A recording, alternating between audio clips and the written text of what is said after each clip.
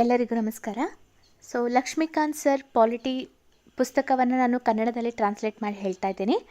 ಅದೇ ರೀತಿಯಾಗಿ ನೀವು ಯಾವ್ಯಾವ ಪಾಯಿಂಟ್ಸ್ಗಳನ್ನು ಇಂಪಾರ್ಟೆಂಟ್ ಪಾಯಿಂಟ್ಸ್ಗಳನ್ನು ನೋಡ್ಕೋಬೇಕು ಅಂತ ಕೂಡ ಹೇಳ್ತಾ ಇದ್ದೀನಿ. ಇವತ್ತಿನಿಂದ ನಾವು ಎರಡನೇ ಅಧ್ಯಾಯವನ್ನು ಸ್ಟಾರ್ಟ್ ಮಾಡ್ತಾ ಇದ್ದೀವಿ. ಮೇಕಿಂಗ್ ಆಫ್ ದಿ ಕಾನ್ಸ್ಟಿಟ್ಯೂಷನ್ ಕುರಿತಾಗಿ, ಅಂದರೆ ಸಂವಿಧಾನ ರಚನೆಯ ಕುರಿತಾಗಿ ಮಾಹಿತಿ ಇದೆ. ಇದರಲ್ಲಿ ಯಾರು ಫಸ್ಟ್ ಪ್ರಸ್ತಾಪ ಮಾಡಿದರು, ಯಾವ ರೀತಿಯಾಗಿ ಸಂವಿಧಾನ ರಚನೆಯ ಒಂದು ಬದಲಾವಣೆ ಆಯಿತು, ಯಾರ್ಯಾರು ಪ್ರಸ್ತಾಪವನ್ನು ಮುಂದಿಟ್ಟರು, ಫೈನಲ್ ಆಗಿ ಯಾವಾಗ ರಚನೆಗೆ ಬಂತು ಎಲ್ಲವನ್ನ ಈ ಒಂದು ಭಾಗ ಒಳಗೊಂಡಿದೆ. ನಾನು ಸ್ವಲ್ಪನೇ ಇಂಗ್ಲೀಷ್ನಲ್ಲಿ ಓದ್ಕೊಂಡು ಕನ್ನಡದಲ್ಲಿ ನಿಮಗೆ ಆದಷ್ಟು ನನ್ನ ಕಡೆಯಿಂದ ಎಕ್ಸ್ಪ್ಲೇನ್ ಮಾಡಲಿಕ್ಕೆ ಪ್ರಯತ್ನ ಪಡ್ತೀನಿ. Okay. Demand for a constituent assembly, ಸಂವಿಧಾನ ಸಭೆಯ ಬೇಡಿಕೆ. It was in 1934 that the idea of Constituent Assembly for India was put up forward for the first time by M.N. Roy, a pioneer of communist movement in India. Bharat ಸಂವಿಧಾನ ಸಭೆಯನ್ನು ರಚಿಸುವ ಕಲ್ಪನೆಯನ್ನು ಮೊದಲು 1934ರಲ್ಲಿ M.N. Roy ಅವರು ಪ್ರಸ್ತಾಪ ಮಾಡಿದರು. ಇವರು ಪ್ರಮುಖವಾಗಿ ಈ ಒಂದು ಭಾರತದಲ್ಲಿ ಕಮ್ಯುನಿಸ್ಟ್ ಚಳುವಳಿಯ ಪ್ರಮುಖ ನಾಯಕರು ಆಗಿದ್ದರು. In 1935, the Indian National Congress for the first time officially demanded a constituent assembly to frame the Constitution of India. 1935ರಲ್ಲಿ ಭಾರತೀಯ ರಾಷ್ಟ್ರೀಯ ಕಾಂಗ್ರೆಸ್ ಅಧಿಕೃತವಾಗಿ ಮೊದಲ ಬಾರಿಗೆ ಭಾರತದ ಸಂವಿಧಾನವನ್ನು ರೂಪಿಸಲು ಸಂವಿಧಾನ ಸಭೆಯ ರಚನೆಗೆ ಒತ್ತಾಯವನ್ನು ಮಾಡುತ್ತೆ. In 1938, Jawaharlal Nehru, on behalf of the INC, declared that the Constitution of Free India must be framed without outside interference by a Constituent Assembly elected on the basis of adult franchise. 1938ರಲ್ಲಿ ಭಾರತೀಯ ರಾಷ್ಟ್ರೀಯ ಕಾಂಗ್ರೆಸ್ ಪರವಾಗಿ ಪಂಡಿತ್ ಜವಾಹರ್ಲಾಲ್ ನೆಹರು ಅವರು ಸ್ವತಂತ್ರ ಭಾರತ ಸಂವಿಧಾನವನ್ನು ವಯಸ್ಕರ ಮತದಾನದ ಆಧಾರದ ಮೇಲೆ ಚುನಾಯಿತರಾದ ಸಂವಿಧಾನ ಸಭೆಯಿಂದ ರಚಿಸಲಾಗುವುದು ಮತ್ತು ಯಾವುದೇ ಹೊರಗಿನ ಹಸ್ತಕ್ಷೇಪ ಇರೋದಿಲ್ಲ ಅಂತ ಘೋಷಣೆಯನ್ನು ಮಾಡ್ತಾರೆ. ಇಲ್ಲಿ ಇದು ವೆರಿ ಇಂಪಾರ್ಟೆಂಟ್ ಆದಂಥ ಒಂದು ಭಾಗ ಆಗಿದೆ, ಯಾಕಂದರೆ ಭಾಳ ಸಲ ನಿಮಗೆ ಎಕ್ಸಾಮಲ್ಲಿ ಕ್ವಶನ್ ಬಂದಿದೆ. ಇಲ್ಲಿ ಮೊಟ್ಟ ಮೊದಲ ಬಾರಿಗೆ ಸಂವಿಧಾನ ರಚನೆಯ ಪ್ರಸ್ತಾಪವನ್ನು ಯಾರು ಮಾಡಿದ್ರು, ಯಾವಾಗ ಮಾಡಿದ್ರು ಅಂತ ಕೇಳಿದರೆ 1934ರಲ್ಲಿ M.N. ರಾಯ್. ಆಮೇಲೆ ಎರಡನೇದು 1935ರಲ್ಲಿ ನಮ್ಮ ಭಾರತೀಯ ರಾಷ್ಟ್ರೀಯ ಕಾಂಗ್ರೆಸ್ ಇದರ ಕುರಿತಾಗಿ ಸಂವಿಧಾನ ರಚನೆಯ ಕುರಿತಾಗಿ ಒತ್ತಾಯವನ್ನು ಮಾಡುತ್ತೆ. ಆಮೇಲೆ 1938ರಲ್ಲಿ INC ಅಂದರೆ ಇಂಡಿಯನ್ ನ್ಯಾಷನಲ್ ಕಾಂಗ್ರೆಸ್ ಪರವಾಗಿ ಜವಾಹರ್ಲಾಲ್ ನೆಹರು ಏನು ಹೇಳ್ತಾರೆ, ಈ ಒಂದು ವಯಸ್ಕ ಮತದಾನ ಪದ್ಧತಿಯ ಮೂಲಕ ಚುನಾಯಿತರಾದ ಸದಸ್ಯರಿಂದ ನಾವೇನು ಮಾಡ್ಬೋದು, ಕಾನ್ಸ್ಟಿಟ್ಯೂಯೆಂಟ್ ಅಸೆಂಬ್ಲಿ ಅಥವಾ ಸಂವಿಧಾನ ಸಭೆಯನ್ನು ರಚನೆ ಮಾಡಬೇಕು. ಇದರಲ್ಲಿ ಹೊರಗಿನವರ ಯಾವುದೇ ಒಂದು ಹಸ್ತಕ್ಷೇಪ ಇರೋದಿಲ್ಲ. ಓಕೆ. ಇದಿಷ್ಟು ಈ ಒಂದು ಭಾಗದ ಮಾಹಿತಿ. ಎರಡನೇದು, the demand was finally accepted in principle by the British government in what is known as the August offer of 1940. Nehru ಅವರ ಈ ಬೇಡಿಕೆಯನ್ನು ಬ್ರಿಟಿಷ್ ಸರ್ಕಾರ ಅಂತಿಮವಾಗಿ ತಾತ್ವಿಕವಾಗಿ ಒಪ್ಪಿಕೊಳ್ಳುತ್ತೆ. ಇದನ್ನು ನಾವೇನಂತ ಕರಿತೀವಿ, 1940ರ ಆಗಸ್ಟ್ ರೆಸೊಲ್ಯೂಷನ್ ಅಂತ ಅದನ್ನು ನಾವು ಕರಿತೀವಿ. In 1942, sir Stafford Cripps, a member of the cabinet, came to India with a draft proposal of the British government on the framing of an independent constitution to be adopted after the world war II. ಇದರ ನಂತರ ಏನಾಗುತ್ತೆ, 1942ರಲ್ಲಿ British ಸರ್ಕಾರದ cabinet ಮಂತ್ರಿ ಆಗಿರುವಂತಹ sir Stafford creeps ಅವರು ಸ್ವತಂತ್ರ ಸಂವಿಧಾನ ರಚನೆಗಾಗಿ British ಸರ್ಕಾರದ curd ಪ್ರಸ್ತಾಪದೊಂದಿಗೆ ಅವರು ಭಾರತಕ್ಕೆ ಬರ್ತಾರೆ. ಆದರೆ ಈ ಒಂದು ಪ್ರಸ್ತಾಪವನ್ನು ಎರಡನೆಯ ಮಹಾಯುದ್ಧ ನಡೆದ ನಂತರ ಅದನ್ನು ಅಂಗೀಕಾರ ಮಾಡಲಾಗತ್ತೆ ಅಂತ ಈ ಒಂದು ಪ್ರಸ್ತಾಪದೊಂದಿಗೆ ಸರ್ ಸ್ಟಾಫರ್ಡ್ ಕ್ರಿಪ್ಸ್ ಅವರು 1942ರಲ್ಲಿ ಭಾರತಕ್ಕೆ ಬರ್ತಾರೆ.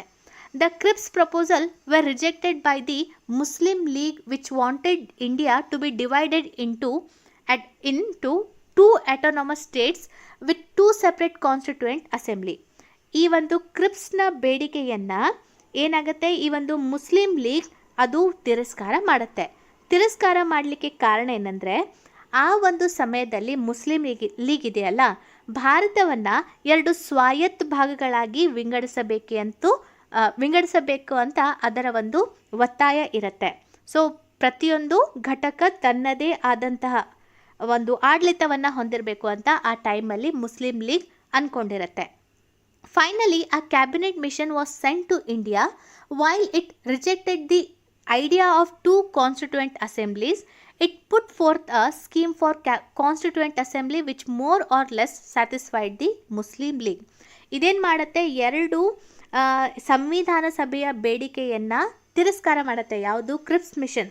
ಸೊ ಅದಷ್ಟೇ ಅಲ್ಲ, ಇದೇನು ಹೇಳುತ್ತೆ ಅಂದರೆ, ಒಂದು ಸಂವಿಧಾನ ಸಭೆಯ ರಚನೆಗೆ ಬೇಕಾದರೆ ನಾವು ಪ್ರಸ್ತಾಪವನ್ನು ಮಾಡ್ಬೋದು ಅಂತ ಕ್ರಿಪ್ಸ್ ಮಿಷನ್ ಹೇಳುತ್ತೆ. ಆದರೆ ಈ ಒಂದು ಬೇಡಿಕೆ ಇದೆಯಲ್ಲ, ಮುಸ್ಲಿಂ ಲೀಗನ್ನು ಅಷ್ಟು ತೃಪ್ತಿಪಡಿಸಲ್ಲ. ಓಕೆ, ಸೊ ಇದನ್ನು ಇನ್ನೊಮ್ಮೆ ನಾನು ಕ್ಲಿಯರಾಗಿ ಹೇಳಿಬಿಡ್ತೀನಿ ಏನಾಯಿತು ಅಂತ. ಸೊ ನೋಡಿ, ನೆಹರು ಅವರೇನು ಹೇಳ್ತಾರೆ, ಒಂದು ಪ್ರಸ್ತಾಪ ಮಾಡ್ತಾರೆ ಭಾರತೀಯ ರಾಷ್ಟ್ರೀಯ ಕಾಂಗ್ರೆಸ್ನ ಪ್ರಕಾರ. ಏನಂದರೆ, ಇಲ್ಲಿ ವಯಸ್ಕ ಮತದಾನದ ಮೂಲಕ ಸದಸ್ಯರನ್ನು ಚುನಾವಣೆ ಮಾಡಿ ಆ ಒಂದು ಸದಸ್ಯರ ಮೂಲಕ ಸಂವಿಧಾನ ಸಭೆಯನ್ನು ರಚನೆ ಮಾಡಬೇಕು, ಯಾವುದೇ ಒಂದು ಹೊರಗಿನ ಹಸ್ತಕ್ಷೇಪ ಇರಬಾರ್ದು ಅಂತ. ನೆಹರು ಅವರ ಈ ಒಂದು ಬೇಡಿಕೆಯನ್ನು ಬ್ರಿಟಿಷ್ ಸರ್ಕಾರ ತಾತ್ವಿಕವಾಗಿ ಒಪ್ಪಿಕೊಳ್ಳುತ್ತೆ. ಅದನ್ನು ನಾವು 1940 ಆಗಸ್ಟ್ ರೆಸಲ್ಯೂಷನ್ ಅಂತ ಕರಿತೀವಿ. ಇದಾದ ನಂತರ 1942 ಬ್ರಿಟಿಷ್ ಕ್ಯಾಬಿನೆಟ್ ಮಂತ್ರಿ ಆಗಿರುವಂತಹ ಸರ್ ಸ್ಟ್ಯಾಫರ್ಡ್ ಕ್ರಿಪ್ಸ್ ಅವರು ಇದ್ದಾರಲ್ಲ, ಅವರು ಒಂದು ಪ್ರಸ್ತಾಪವನ್ನು ಇಡ್ತಾರೆ. ಆ ಪ್ರಸ್ತಾಪ ಏನು ಅಂತ ಹೇಳಬೇಕಂದ್ರೆ, ಸೊ ಭಾರತಕ್ಕೆ ಅದರದೇ ಆದ ಸ್ವತಂತ್ರ ಸಂವಿಧಾನ ಸಭೆಯ ರಚನೆಗೆ ಅದು ಒಪ್ಪಿಗೆಯನ್ನು ನೀಡುತ್ತೆ. ಆದರೆ ಇದು ಯಾವಾಗ ಅನುಷ್ಠಾನಕ್ಕೆ ಬರುತ್ತೆ ಅಂದರೆ, 2ನೇ ಮಹಾಯುದ್ಧ ನಡೆದ ನಂತರ. ಆ ಟೈಮಲ್ಲಿ ಕ್ರಿಪ್ಸ್ನ ಪ್ರಸ್ತಾಪವನ್ನು ಮುಸ್ಲಿಂ ಲೀಗ್ ತಿರಸ್ಕಾರ ಮಾಡುತ್ತೆ. ಇದಕ್ಕೆ ಪ್ರಮುಖ ಕಾರಣ, ಮುಸ್ಲಿಂ ಲೀಗ್ ಇದೆಯಲ್ಲ, 2 ಸ್ವತಂತ್ರವಾದ ಒಂದು ಸಂವಿಧಾನದ ಬೇಡಿಕೆ ಮತ್ತು ಆ ಒಂದು ಪ್ರತಿಯೊಂದು ಘಟಕ ಇದೆಯಲ್ಲ, ಅಂದರೆ ಪ್ರತಿಯೊಂದು ತನ್ನದೇ ಆದಂತಹ ಘಟಕವನ್ನು ಹೊಂದಿರಬೇಕು ಅನ್ನೋದು ಆ ಟೈಮ್ನಲ್ಲಿ ಮುಸ್ಲಿಂ ಲೀಗ್ನ ಒಂದು ಒತ್ತಾಯ ಇರುತ್ತೆ. ಸೊ ಈ ಒಂದು ಕ್ರಿಪ್ಸ್ ಮಿಷನ್ ಇದೆಯಲ್ಲ, 2 ಸಂವಿಧಾನ ಸಭೆಯನ್ನು ಕೊಡಲಿಕ್ಕೆ ಸಾಧ್ಯ ಇಲ್ಲ, ಬೇಕಾದರೆ ಒಂದು ಸ್ವತಂತ್ರವಾದ ಸಂವಿಧಾನ ಸಭೆಯನ್ನು ಕೊಡ್ಬೋದು ಅಂತ ಪ್ರಸ್ತಾಪ ನೀಡುತ್ತೆ. ಆದರೆ ಮುಸ್ಲಿಂ ಲೀಗ್ ಇದರಿಂದ ಅಷ್ಟು ತೃಪ್ತಿಯನ್ನು ಪಡೋದಿಲ್ಲ. ಓಕೆ, ಸೊ ಆದರೆ ಫೈನಲ್ ಆಗಿ ಹೇಳಬೇಕಂದ್ರೆ, ಕ್ರಿಪ್ಸ್ ಮಿಷನನ್ನು ಇಂಡಿಯನ್ ನ್ಯಾಷನಲ್ ಕಾಂಗ್ರೆಸ್ ಕೂಡ ಒಪ್ಪಿಗೆ ಕೊಡಲ್ಲ, ಮತ್ತು ಭಾರತೀಯ ಮುಸ್ಲಿಂ ಲೀಗ್ ಕೂಡ ಅದನ್ನು ಒಪ್ಪಿಗೆಯನ್ನು ಕೊಡೋದಿಲ್ಲ. ಓಕೆ, ಸೊ ಇಲ್ಲಿವರೆಗೆ ಏನಾಗುತ್ತೆ, ಇಷ್ಟು ನಮ್ಮ ಒಂದು ಸಂವಿಧಾನ ರಚನೆಯ ಹಿನ್ನೆಲೆ ಅಂತ ಹೇಳ್ಬೋದು. ಈಗ composition of the constituent assembly. So ಯಾವ ರೀತಿಯಾಗಿ ಸಂವಿಧಾನ ಸಭೆಯ ರಚನೆ ಆಯಿತು, ಯಾವ ಒಂದು ಯೋಜನೆಯ ಮೂಲಕ ರಚನೆ ಆಯಿತು ಅಂತ ಇವಾಗ ನೋಡ್ತಾ ಹೋಗೋಣ. Okay, the constituent assembly was constituted in November 1946 under the scheme formulated by the cabinet mission plan. The feature of the scheme were. So ಇಲ್ಲಿ ಕ್ಯಾಬಿನೆಟ್ ಮಿಷನ್ ಯೋಜನೆಯು ಸೂಚಿಸಿದ ಪ್ರಸ್ತಾವನೆಗಳ ಅಡಿಯಲ್ಲಿ ಯಾವಾಗ ನವೆಂಬರ್ 1946 ಸಂವಿಧಾನ ಸಭೆಯನ್ನು ರಚನೆ ಮಾಡಲಾಗತ್ತೆ. ಈ ಕ್ವಶನ್ ಭಾಳ ಸಲ ಬಂದಿದೆ. ಸೊ ಯಾವ ಒಂದು ಯೋಜನೆಯ ಮೂಲಕ ಸಂವಿಧಾನ ಸಭೆಯನ್ನು ರಚನೆ ಮಾಡಲಾಯಿತು ಅಂದರೆ 1946 ಕ್ಯಾಬಿನೆಟ್ ಮಿಷನ್ ಪ್ಲ್ಯಾನ್ನ ಮೂಲಕ. ಹಾಗಾದರೆ ಈ ಒಂದು ಯೋಜನೆಯ ಪ್ರಮುಖ ವೈಶಿಷ್ಟ್ಯಗಳು ಏನು ಅನ್ನೋದನ್ನು 1 by 1 ನೋಡ್ತಾ ಹೋಗೋಣ. Okay, first point, the total strength of the constituent assembly was to be 389. Okay, so ಸಂವಿಧಾನ ಸಭೆಯ ಒಟ್ಟು ಬಲ 389 ಆಗಬೇಕಿತ್ತು. Of these 296 seats were to be allotted to British India. ಇವುಗಳಲ್ಲಿ 296 ಸ್ಥಾನಗಳನ್ನು ಬ್ರಿಟಿಷ್ ಭಾರತಕ್ಕೆ ಮತ್ತು 93 seats to the princely states. ಇದರಲ್ಲಿ 93 ಸ್ಥಾನಗಳನ್ನು ರಾಜರ ರಾಜ್ಯಗಳಿಗೆ ಹಂಚಿಕೆ ಮಾಡಲಾಗಿತ್ತು. Okay, so out of 296 seats allotted to the British India, 292 members were to be drawn from the 11 governor provinces. So ಇಲ್ಲಿ 292 ಸದಸ್ಯರನ್ನು 11 ಗವರ್ನರ್ ಪ್ರಾಂತ್ಯಗಳಿಂದ ಮತ್ತು and 4 from the 4 chief commissioner provinces 1 from each. So 11 governor ಪ್ರಾಂತ್ಯಗಳಿಂದ 292 ಸದಸ್ಯರನ್ನು ಮತ್ತು 4 ಮುಖ್ಯ ಆಯುಕ್ತರನ್ನು, so 4 ಪ್ರಮುಖ ಪ್ರಾಂತ್ಯಗಳಿಂದ ಆಯ್ಕೆ ಮಾಡಬೇಕಾಗಿತ್ತು. ಅಂದರೆ 4 ಪ್ರಮುಖ ಪ್ರಾಂತ್ಯಗಳಿಂದ ಒಬ್ಬೊಬ್ಬರನ್ನು ಆಯ್ಕೆ ಮಾಡಬೇಕಾಗಿತ್ತು. ಸೊ ಇಲ್ಲಿ ಇನ್ನೊಮ್ಮೆ ಕ್ಲಿಯರಾಗಿ ಹೇಳಿಬಿಡ್ತೀನಿ. ಸೊ ಟೋಟಲ್ ಸೀಟ್ ಎಷ್ಟಿರಬೇಕಾಗಿತ್ತು? 389. ಸೊ ಇದರಲ್ಲಿ ನಮ್ಮ ಈ ಒಂದು ಬ್ರಿಟಿಷ್ ಭಾರತಕ್ಕೆ ಎಷ್ಟು ಸೀಟ್ ಕೊಡಲಾಗಿತ್ತು? 389ರಲ್ಲಿ 296 ಸೀಟ್ಗಳನ್ನು ಬ್ರಿಟಿಷ್ ಭಾರತಕ್ಕೆ ಕೊಡಲಾಗಿತ್ತು. ಸೊ ಮತ್ತು 93 ಸೀಟುಗಳನ್ನು ರಾಜ್ಯಗಳಿಗೆ ಕೊಡಲಾಗಿತ್ತು. ಸೊ ಬ್ರಿಟಿಷ್ ಭಾರತಕ್ಕೆ ಕೊಡಲಾದಂತಹ 296 ಸ್ಥಾನಗಳಲ್ಲಿ 292 ಸ್ಥಾನಗಳನ್ನು ಎಲ್ಲಿಂದ?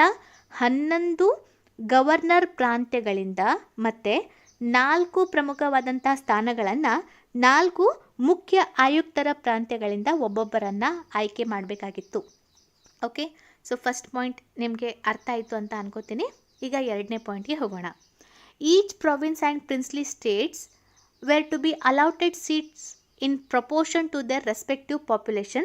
Roughly 1 seat was to be allotted for every million population.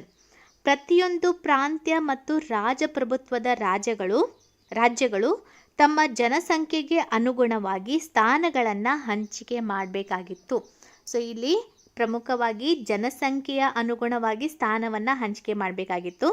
ಇದಷ್ಟೇ ಅಲ್ಲ, ನಾವು ಕ್ಲಿಯರಾಗಿ ಹೇಳಬೇಕಂದ್ರೆ ಪ್ರತಿ ಮಿಲಿಯನ್ ಜನರಿಗೆ 1 ಸೀಟ್ ಹಂಚಿಕೆ ಆಗಬೇಕಾಗಿತ್ತು.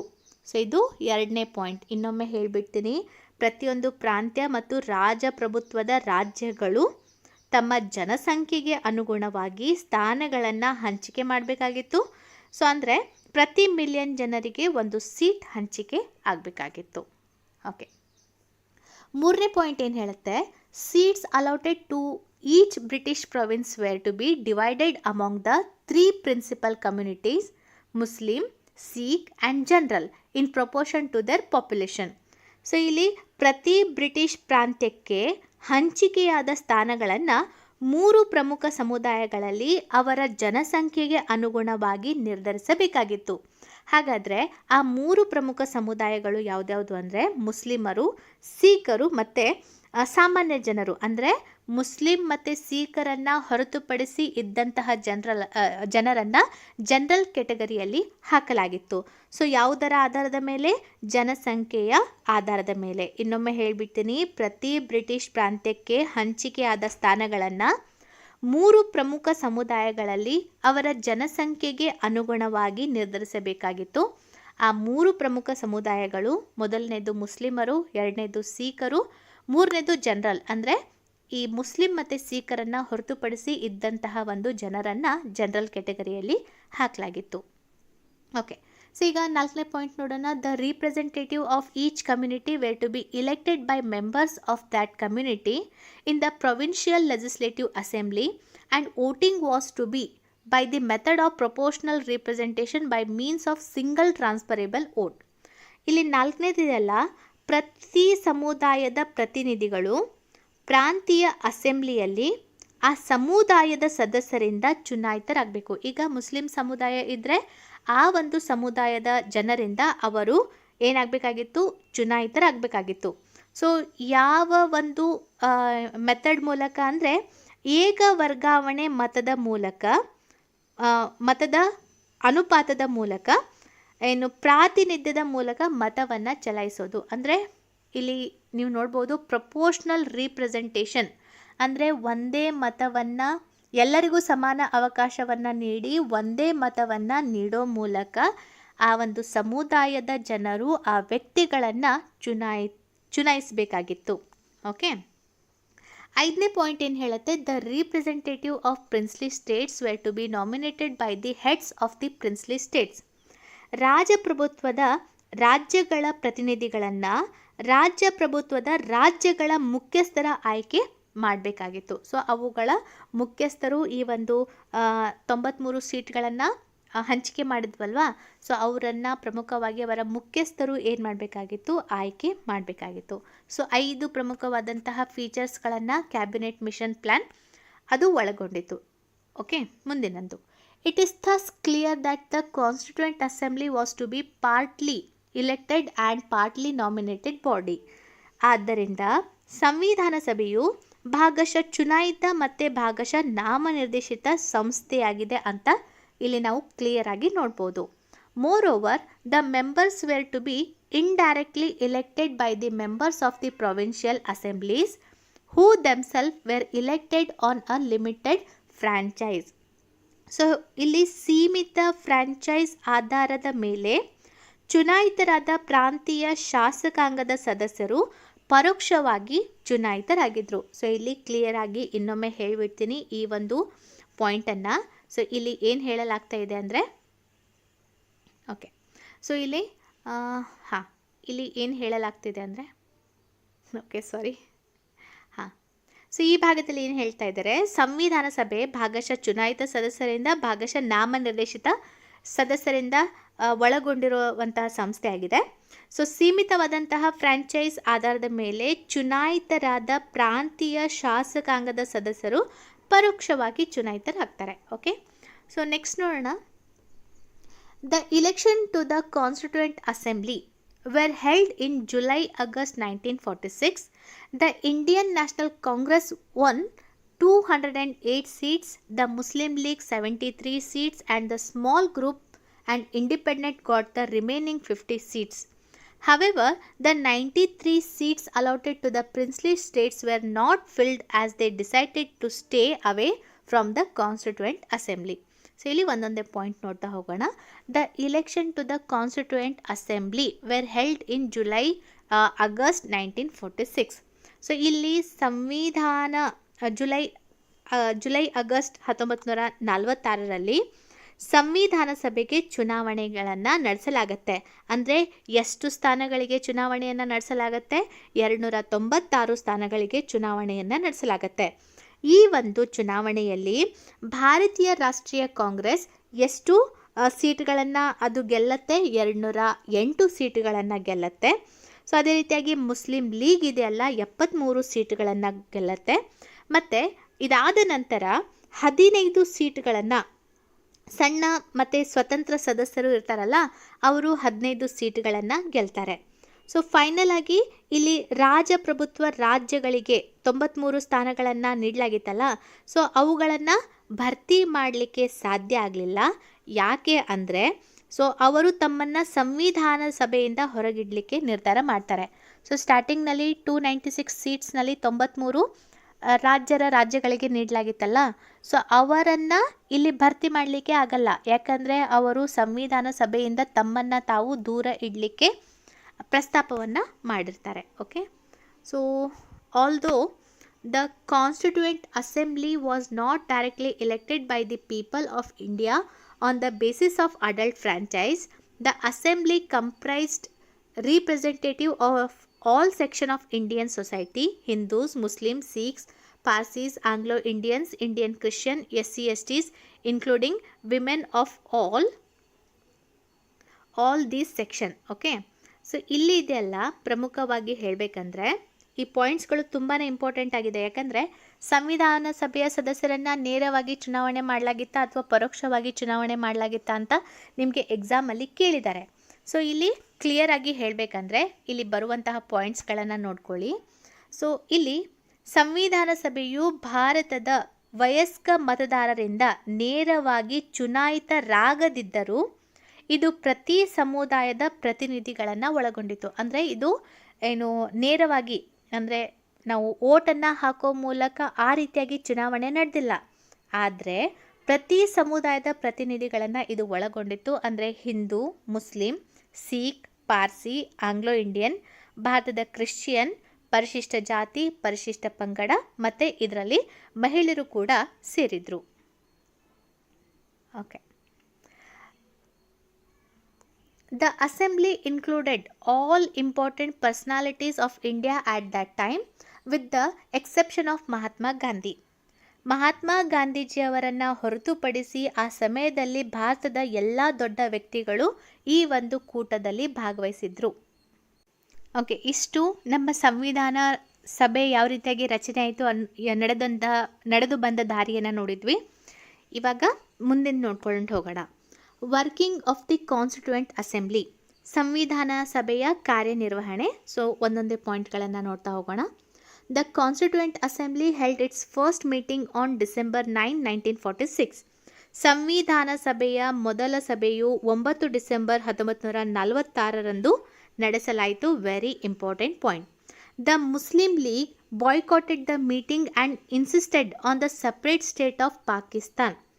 ಮುಸ್ಲಿಂ ಲೀಗ್ ಈ ಒಂದು ಸಂವಿಧಾನ ಸಭೆಯನ್ನು ಬಹಿಷ್ಕಾರ ಮಾಡುತ್ತೆ. ಇದಷ್ಟೇ ಅಲ್ಲ, ಪ್ರತ್ಯೇಕ ಪಾಕಿಸ್ತಾನಕ್ಕೆ ಒತ್ತಾಯವನ್ನು ಮಾಡಲಾಗತ್ತೆ. The meeting was thus attended by only 211 members. So ಈ ಒಂದು ಕಾರಣದಿಂದಾಗಿ ಅಂದರೆ ಮುಸ್ಲಿಂ ಲೀಗ್ ಈ ಸಭೆಯನ್ನು ಬಹಿಷ್ಕಾರ ಮಾಡಿದ್ದಕ್ಕಾಗಿ ಕೇವಲ ಎಷ್ಟು ಜನ ಸದಸ್ಯರು ಇದ್ದರು ಈ ಸಭೆಯಲ್ಲಿ? ಕೇವಲ 211 ಸದಸ್ಯರು ಮಾತ್ರ ಇದ್ದರು. So doctor Sachidanand Sinha, the oldest member, was elected as the temporary president of assembly following the French practice. So ಈ ಒಂದು 211 ಜನರನ್ನು ಒಳಗೊಂಡಂತಹ ಒಂದು ಸಭೆಯಲ್ಲಿ ಅತ್ಯಂತ ಹಿರಿಯ ವ್ಯಕ್ತಿಯಾಗಿರುವಂತಹ ಡಾಕ್ಟರ್ ಸಚ್ಚಿದಾನಂದ್ ಸಿನ್ಹಾ ಅವರನ್ನು ಈ ಒಂದು ಸಂವಿಧಾನ ಸಭೆಯ ತಾತ್ಕಾಲಿಕ ಅಧ್ಯಕ್ಷರನ್ನಾಗಿ ಮಾಡಲಾಗತ್ತೆ. ಯಾವುದರ ಮಾದರಿಯಂತೆ ಅಂದರೆ ಫ್ರಾನ್ಸ್ನಲ್ಲಿರುವಂತಹ ಮಾದರಿಯಂತೆ ಸಭೆಯಲ್ಲಿ ಇರುವಂತಹ ಅತ್ಯಂತ ಹಿರಿಯ ವ್ಯಕ್ತಿಯನ್ನು ಸಂವಿಧಾನ ಸಭೆಯ ತಾತ್ಕಾಲಿಕ ಅಧ್ಯಕ್ಷರನ್ನಾಗಿ ಮಾಡಲಾಗತ್ತೆ. ಇದು ವೆರಿ ಇಂಪಾರ್ಟೆಂಟ್ ಪಾಯಿಂಟ್. ಸೊ ಯಾಕೆ ಬಹಳಷ್ಟು ಜನ ಇರಲಿಲ್ಲ ಅಂದರೆ ಮುಸ್ಲಿಂ ಲೀಗ್ ಈ ಸಭೆಯನ್ನು ಬಾಯ್ಕಾಟ್ ಮಾಡುತ್ತೆ. ಎಷ್ಟು ಜನ ಸದಸ್ಯರಿದ್ದರು? 211 ಜನ ಸದಸ್ಯರು ಮಾತ್ರ ಇದ್ದರು. ಮೊದಲ ಸಭೆ ಯಾವಾಗ ನಡೀತು ಅಂತ ಕೇಳಿದರೆ ಡಿಸೆಂಬರ್ 9, 1946. ಯಾರನ್ನು ತಾತ್ಕಾಲಿಕ ಅಧ್ಯಕ್ಷರನ್ನಾಗಿ ಆಯ್ಕೆ ಮಾಡಲಾಗಿತ್ತು? ಡಾಕ್ಟರ್ ಸಚ್ಚಿದಾನಂದ್ ಸಿನ್ಹಾರವರನ್ನು. ಯಾವ ಒಂದು ಮಾದರಿಯ ಆಧಾರದ ಮೇಲೆ? ಫ್ರೆಂಚ್ ಪ್ರಾಕ್ಟೀಸ್ನ ಫ್ರಾನ್ಸ್ನಲ್ಲಿ ಇರುವಂತೆ ಇವರು ಅತ್ಯಂತ ಹಿರಿಯ ವ್ಯಕ್ತಿಯನ್ನು ಆಯ್ಕೆ ಮಾಡಲಾಗತ್ತೆ. Later, Dr. Rajendra Prasad was elected as the President of the Assembly. Similarly, both H.C. Mukherjee and V.T. Krishnamachari were elected as the Vice Presidents of the Assembly. In other words, the Assembly had 2 Vice Presidents. Very important. ಇದನ್ನು ಬಹಳ ಸಲ confuse ಮಾಡ್ಕೋತಾರೆ. ಇದಾದ ನಂತರ doctor Rajendra Prasad ಅವರನ್ನು, doctor Rajendra Prasad ಅವರನ್ನು ಸಂವಿಧಾನ ರಚನಾ ಸಭೆಯ ಅಧ್ಯಕ್ಷರನ್ನಾಗಿ ಆಯ್ಕೆ ಮಾಡಲಾಗತ್ತೆ. ಅದೇ ರೀತಿಯಾಗಿ ಡಾಕ್ಟರ್ H.C. ಮುಖರ್ಜಿ ಮತ್ತು V.T. ಕೃಷ್ಣಮಾಚಾರಿ ಅವರನ್ನು ಉಪಸಭಾಪತಿಗಳಾಗಿ ಆಯ್ಕೆ ಮಾಡಲಾಗತ್ತೆ. ಸೊ ಇಲ್ಲಿ ನಾವು ಹೇಳ್ಬೋದು ಇಬ್ಬರು ಉಪಸಭಾಪತಿ ಅಂದರೆ ಅಧ್ಯಕ್ಷರು ಇದ್ದರು ಅಂತ ಹೇಳ್ಬೋದು. ಒಬ್ಬರೇ ಪ್ರೆಸಿಡೆಂಟ್ ಯಾರು ಅಂದರೆ ಅಥವಾ ಅಧ್ಯಕ್ಷರು ಯಾರು ಅಂದರೆ ಡಾಕ್ಟರ್ ರಾಜೇಂದ್ರ ಪ್ರಸಾದ್. ಅವರಿಗೆ ಸಹಾಯ ಮಾಡಲಿಕ್ಕೋಸ್ಕರ ಇಬ್ಬರು ವೈಸ್ ಪ್ರೆಸಿಡೆಂಟ್ ಇದ್ದರು, H.C. ಮುಖರ್ಜಿ ಮತ್ತು V.T. ಕೃಷ್ಣಮಾಚಾರಿ. ಓಕೆ, ನೆಕ್ಸ್ಟ್ ನೋಡೋಣ. ಆಬ್ಜೆಕ್ಟಿವ್ ರೆಸೊಲ್ಯೂಷನ್, ಧ್ಯೇಯಗಳ ನಿರ್ಣಯ ಅಂತ ಹೇಳ್ತೀವಲ್ವ, ವೆರಿ ಇಂಪಾರ್ಟೆಂಟ್. ನಮ್ಮ ಪ್ರಸ್ತಾವನೆಗೆ ಮುನ್ನುಡಿಗೆ ಸಂಬಂಧಪಟ್ಟಂತೆ ಇದು ತುಂಬಾ ಇಂಪಾರ್ಟೆಂಟ್ ಆಗಿದೆ. ಆಬ್ಜೆಕ್ಟಿವ್ ರೆಸೊಲ್ಯೂಷನ್ ಅಥವಾ ವಸ್ತುನಿಷ್ಠ ಪ್ರಸ್ತಾವನೆ ಅಂತ ಹೇಳ್ಬೋದು, ಧ್ಯೇಯಗಳ ನಿರ್ಣಯ ಅಂತ ಹೇಳ್ಬೋದು, ಆಬ್ಜೆಕ್ಟಿವ್ ರೆಸೊಲ್ಯೂಷನ್ ಅಂತ ಹೇಳ್ಬೋದು. ಓಕೆ, ಯಾರು ಇದನ್ನು ಪ್ರಸ್ತಾಪ ಮಾಡಿದ್ರು ಅನ್ನೋದನ್ನು ನಿಧಾನಕ್ಕೆ ನೋಡ್ತಾ ಹೋಗೋಣ. Okay, so on December 13, 1946, Jawaharlal Nehru moved the historic objective resolution in the assembly. It laid down the fundamental and philosophy of the constitutional structure. It read, okay, ಇಲ್ಲಿ ಏನು ಹೇಳಲಾಗತ್ತೆ? ಡಿಸೆಂಬರ್ 13, 1946ರಂದು ಪಂಡಿತ್ ನೆಹರು ಅವರು ಸಭೆಯಲ್ಲಿ ಅಂದರೆ ಸಂವಿಧಾನದ ಸಭೆಯಲ್ಲಿ ಐತಿಹಾಸಿಕವಾದಂತಹ ಈ ಒಂದು ವಸ್ತುನಿಷ್ಠ ನಿರ್ಣಯಗಳ ಉದ್ದೇಶಗಳನ್ನು ಪ್ರಸ್ತಾಪ ಮಾಡ್ತಾರೆ. ಇದು ಸಂವಿಧಾನಿಕ ರಚನೆ ಮತ್ತು ತತ್ವಶಾಸ್ತ್ರದ ಒಂದು ನೋಟವನ್ನು ಒಳಗೊಂಡಿತ್ತು. ಸೊ ಹಾಗಾದರೆ ಈ ಒಂದು ಧ್ಯೇಯಗಳ ನಿರ್ಣಯ ಯಾವ ಪ್ರಮುಖ ಅಂಶಗಳನ್ನು ಒಳಗೊಂಡಿತ್ತು ಅನ್ನೋದನ್ನು ನೋಡೋಣ. ಇದಕ್ಕಿಂತ ಮುಂಚೆ ಸ್ವಲ್ಪ ಇಂಪಾರ್ಟೆಂಟ್ ಪಾಯಿಂಟ್ ಹೇಳಿಬಿಡ್ತೀನಿ. ಸೊ ಧ್ಯೇಯಗಳ ನಿರ್ಣಯವನ್ನು ಮಂಡಿಸಿದವರು ಯಾರು ಅಂತ ಕ್ವಶನ್ ಬಂದಿದೆ, ಜವಾಹರ್ಲಾಲ್ ನೆಹರು. ಯಾವಾಗ ಪ್ರಸ್ತಾವ ಮಾಡಿದ್ದು ಅಂತ ಕೂಡ ಬಂದಿದೆ, ಡಿಸೆಂಬರ್ 13, 1946. ಹಾಗಾದರೆ ಈ ಒಂದು ಆಬ್ಜೆಕ್ಟಿವ್ ರೆಸೊಲ್ಯೂಷನ್ ಒಳಗೊಂಡಂತಹ ಪಾಯಿಂಟ್ಸ್ಗಳನ್ನು ಒಂದೊಂದೇ ನೋಡ್ತಾ ಹೋಗೋಣ. This constituent assembly declares its firm and solemn resolve to proclaim India as an independent sovereign republic and to draw up for her future governance a constitution. ಈ ಸಂವಿಧಾನ ಸಭೆಯು ಭಾರತವನ್ನು ಸ್ವತಂತ್ರ ಸಾರ್ವಭೌಮ ಗಣರಾಜ್ಯವೆಂದು ಘೋಷಣೆ ಮಾಡುತ್ತೆ ಮತ್ತು ಅದರ ಭವಿಷ್ಯದ ಆಡಳಿತವನ್ನು ನಡೆಸಲು ಸಂವಿಧಾನದ ರಚನೆಯನ್ನು ಘೋಷಣೆ ಮಾಡುತ್ತೆ. ಸೊ ವೆರಿ ಇಂಪಾರ್ಟೆಂಟ್, ಇದು ಒಳಗೊಂಡಂತಹ ಪಾಯಿಂಟ್ಗಳಲ್ಲಿ ಇದು ಇಂಪಾರ್ಟೆಂಟ್ ಆಗಿದೆ. ಸೊ ಭಾರತವನ್ನು ಸ್ವತಂತ್ರ ಸಾರ್ವಭೌಮ ಗಣರಾಜ್ಯವೆಂದು ಘೋಷಣೆ ಮಾಡಿ ಅದರ ಭವಿಷ್ಯದ ಆಡಳಿತವನ್ನು ನಡೆಸಲು ಸಂವಿಧಾನದ ರಚನೆಯನ್ನು ಇದು ಘೋಷಣೆ ಮಾಡುತ್ತೆ. ಎರಡನೇ point, were in the territories that now comprise British India, the territories that now form the Indian states and such other parts of India as are outside India and the states as well as other territories as are willing to be constituted in the independent sovereign India shall be a union of them all. And so ಇಲ್ಲಿ ಕೊಟ್ಟಂಥ ಪಾಯಿಂಟ್ಸ್ಗಳನ್ನು ನೋಡ್ತಾ ಹೋಗೋಣ. Okay, so British ಭಾರತದಲ್ಲಿ ಒಳಗೊಂಡಿರುವ ಎಲ್ಲ ಪ್ರದೇಶಗಳು, where in the territories that now comprise British India, the territories that now form the Indian states. So ಈಗ British Bharat ಒಳಗೊಂಡಿರುವಂತಹ ಎಲ್ಲ ಪ್ರದೇಶಗಳನ್ನು ಮತ್ತು ಭಾರತೀಯ ರಾಜ್ಯಗಳಲ್ಲಿ ಒಳಗೊಂಡಿರುವ ಅಥವಾ ಸೇರ್ಪಡೆ ಆಗುವಂತಹ ಎಲ್ಲ ಪ್ರದೇಶಗಳನ್ನು and such other parts of India as are outside India. So ಭಾರತದ ಹೊರಗಿನ ಪ್ರದೇಶಗಳು ಮತ್ತು states as well as other territories as are willing to be constituted into the independent sovereign India. ಹೊರಗಿನ ಪ್ರದೇಶಗಳು ಇದಷ್ಟೇ ಅಲ್ಲ, ಭಾರತದಲ್ಲಿ ಸೇರಿಸಲು ಬಯಸುವ ಇತರ ಪ್ರದೇಶಗಳು ಈ ಒಂದು ಒಕ್ಕೂಟದ ಭಾಗ ಆಗಿರುತ್ತೆ ಅಂತ ಹೇಳಲಾಗತ್ತೆ. ಸೊ ಕ್ಲಿಯರ್ ಆಗಿ ಕನ್ನಡದಲ್ಲಿ ಹೇಳಬೇಕಂದ್ರೆ, ಸೊ ಇವಾಗ ಬ್ರಿಟಿಷ್ ಭಾರತದಲ್ಲಿ ಇರುವಂತಹ ಎಲ್ಲ ಪ್ರದೇಶಗಳು, ಭಾರತೀಯ ರಾಜ್ಯಗಳಲ್ಲಿ ಒಳಗೊಂಡಿರುವ ಎಲ್ಲ ಪ್ರದೇಶಗಳು, ಭಾರತದ ಹೊರಗಿನ ಪ್ರದೇಶಗಳು ಮತ್ತು ಭಾರತವನ್ನು ಸೇರಲು ಬಯಸುವ ಇತರ ಪ್ರದೇಶಗಳು ಈ ಒಂದು ಒಕ್ಕೂಟದ ಭಾಗವಾಗಿರುತ್ತೆ. ಇದು ಎರಡನೇ ಪಾಯಿಂಟ್. ಓಕೆ, ಮೂರನೇ ಪಾಯಿಂಟ್ ಏನು ಹೇಳುತ್ತೆ, were in the set territories whether with their present boundaries or with such other as may be determined by constituent assembly and thereafter according to the law of the constitution shall possess and retain the status of autonomous units together with residuary powers and exercise all powers and functions of the government and administration save and except such powers and functions as are vested in or assigned to the union or as other inherent or implied in the union or resulting therefrom. So ಇಲ್ಲಿ ಹೇಳುವಂತಹ ಮಾಹಿತಿಗಳನ್ನು ನೋಡೋಣ. ಇಲ್ಲಿ ಸ್ವಲ್ಪ ನಿಮಗೆ confuse ಆಗ್ಬೋದು, ಆದರೆ ನಾನು ನಿಧಾನಕ್ಕೆ ಎಲ್ಲವನ್ನು ಹೇಳ್ತೀನಿ.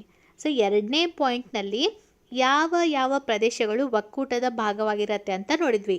ಈ ಮೂರನೇ ಪಾಯಿಂಟಲ್ಲಿ ಏನು ಹೇಳಲಾಗತ್ತೆ, ಎರಡನೇ ಪಾಯಿಂಟ್ನಲ್ಲಿ ತಿಳಿಸಿದ ಎಲ್ಲ ಪ್ರದೇಶಗಳು ಮತ್ತು ಅವುಗಳ ಗಡಿಗಳನ್ನು ಸಂವಿಧಾನ ಸಭೆಯು ನಿರ್ಧಾರ ಮಾಡುತ್ತೆ. ಸೊ ಈಗ ಎರಡನೇ ಪಾಯಿಂಟ್ನಲ್ಲಿ ಇರುವಂತಹ ಎಲ್ಲ ಪ್ರದೇಶಗಳನ್ನು, ಅವುಗಳ ಗಡಿಗಳನ್ನು ಯಾರು ಡಿಸೈಡ್ ಮಾಡ್ತಾರೆ, ಸಂವಿಧಾನ ಸಭೆಯು ನಿರ್ಧಾರ ಮಾಡುತ್ತೆ. ಮತ್ತು ಇದಕ್ಕಾಗಿ ಅವರ ಉಳಿಕೆ ಅಧಿಕಾರಗಳನ್ನು ಅವರು ಬಯಸಿದಲ್ಲಿ ನಂತರದ ನಿಯಮಗಳ ಪ್ರಕಾರ ಮತ್ತು ಆಡಳಿತದ ನಡವಳಿಕೆಗಾಗಿ ಆ ಎಲ್ಲ ಅಧಿಕಾರಗಳನ್ನು ಹೊರತುಪಡಿಸಿ ಒಕ್ಕೂಟದಲ್ಲಿ ನಿರತರಾಗಿರುವವರು ಈ ರಾಜ್ಯಗಳನ್ನು ಸೇರಿಕೊಳ್ಳುತ್ತವೆ.